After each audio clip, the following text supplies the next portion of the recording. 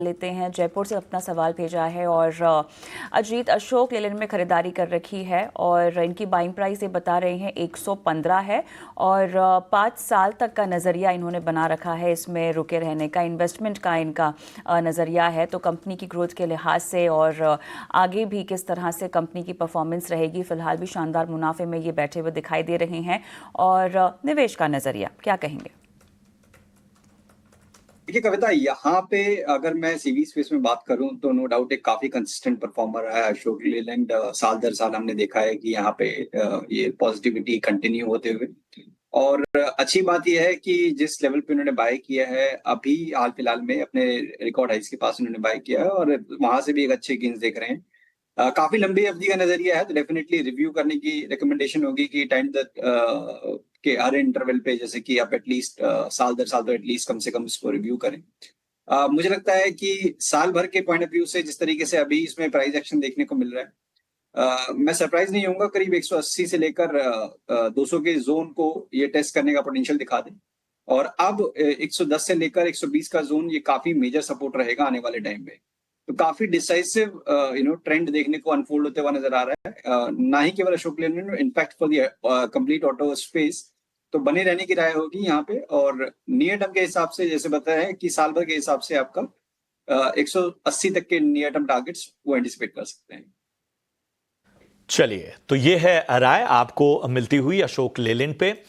प्रदीप जी हमारे साथ इस वक्त फोन लाइन पर जुड़े हुए हैं। प्रदीप जी नमस्कार, कहां से बात कर रहे हैं? नमस्कार नमस्कार, मैं दुर्ग से बात कर रहा हूँ जी। बताइए कौन सा स्टॉक लिया आपने? अरबिंदो फार्मा है मेरे पास जी। 55 शेयर है 1025 में। ओके, तो उसका मैं अभी होल्ड कर सकता हूँ या कुछ खरीद सकता हूँ क्या? और चलिए, तो अच्छे लेवल पे, मतलब इंटरेस्टिंग लेवल है आपका। हालांकि दबाव आज हम देख रहे हैं कि लगभग 3.5% से ज़्यादा का प्रेशर हमें देखने को मिल रहा है अरविंद फार्मा में। 4.25% तक ये स्टॉक गिर चुका है। अगर हम टर्म के लिए है जी जी। इसके अलावा पिछले एक महीने में लगभग 8% के आसपास गिरावट हम देख चुके हैं। अगर हम इस साल अब तक देखें तो लगभग 22.5% ये स्टॉक टूटता हुआ नजर आया है। चलिए चलते हैं गौरांग सर के पास। गौरांग सर, अरबिंदो फार्मा लगातार गिरावट का शिकार आज भी हम देख रहे हैं कि लगभग 3.5% से ज़्यादा टूटता हुआ। क्या राय आपकी रहेगी? हालांकि इनकी जो खरीदारी है वो बहुत ही शार्प है, 1025 के भाव पे खरीदारी की है।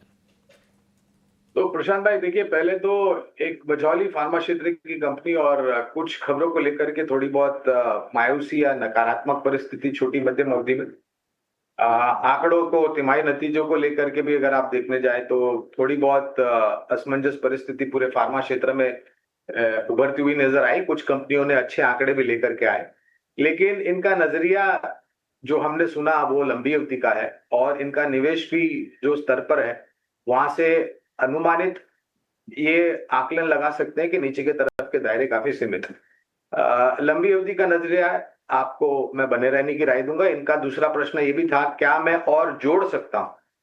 तो जोड़ने के लिए मेरे ख्याल से गिरावट का थोड़ा इंतजार करें आप। अगर आपको 1020 या 1000 के आसपास जाता हुआ दिखता है आने वाले भविष्य में, तब जाकर के आप जोड़ सकते हैं। इस स्तर पर अगर 1020 या 1000 के आसपास आप जोड़ते हैं, मैं इसलिए ये राय दे रहा हूं निचले स्तर पर, ताकि इनका जो पहला खरीद का स्तर है उनकी कॉस्ट ऑफ एवरेज जो है वो नीचे आ जाएगी काफी। तो ये एक सकारात्मक रणनीति है कि लंबी अवधि के लिए बने रहे और जैसे हमने कहा 1000 के आसपास आप एवरेज कर सकते हैं।